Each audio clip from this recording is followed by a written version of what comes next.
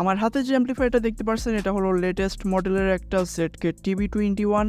এটা হলো লেটেস্ট একটা মডেল। এখানে দেখতে পাচ্ছেন ভার্সন 4, দেন এখানে দেখতে পাচ্ছেন একটা ইউএসবির অপশন দেওয়া আছে এবং এখানে যে আইসি আছে এটাও কিন্তু অরিজিনালের মতো দেখতেই। এখন এই অ্যাম্পলিফায়ারটা কিনা ঠিক হবে কিনা এই বিষয়ে জানবো আজকে আমরা এই ভিডিওতে। সো এই হলো অ্যাম্পলিফায়ারটার বক্স। আর এই অ্যাম্পলিফায়ারটা কিন্তু আমার কাছে ভোল্টেকের যে ম্যানেজমেন্ট টিম আছে তারা আমার কাছে পাঠিয়েছিল যে তারা এটা বিক্রি করবে। আসলে এটা বিক্রি করা ঠিক হবে কিনা বা অ্যাম্পলিফায়ারটা আসলে কেমন এটা টেস্ট করার জন্য আমার কাছে এক পিস পাঠিয়েছিল।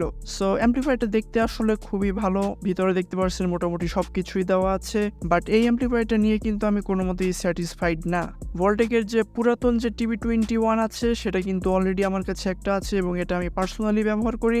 সো এই দুইটা অ্যাম্পলিফায়ার কিন্তু আমি সাইড বাই সাইড কম্পেয়ার করেছি এবং সাউন্ড কোয়ালিটির কথা বলতে গেলে নতুন যে অ্যাম্পলিফায়ারটা আছে ইউএসবি সহ এটা কিন্তু একদম লো কোয়ালিটির সাউন্ড আউটপুট দিয়ে থাকে, যেটা আমি নিজে টেস্ট করে দেখেছি।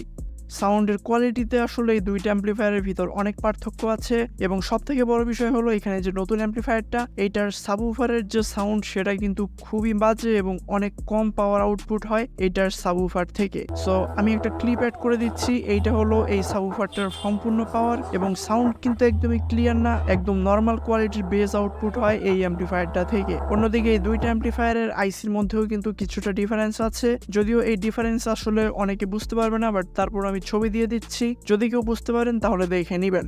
সো ফাইনালি এক কথা বলবো, এই নতুন যে অ্যাম্পলিফায়ারটা আছে Tb21 এটা আসলে কারো কেনার দরকার নেই। এখানে পুরাতন যে অ্যাম্পলিফায়ারটা আছে ভোল্টেকের তারা এইটা কিনতে পারেন। সো এই Tb21 কেনার আগে সাবধান হয়ে যান, এখানে দেখে নেবেন যে ইউএসবি অপশনটা আছে কিনা এবং এখানে ভার্সন 4 লেখা আছে কিনা। যদি ইউএসবি থাকে এবং ভার্সন 4 লেখা থাকে তাহলে এই অ্যাম্পলিফায়ারটা কেনা থেকে বিরত থাকবেন।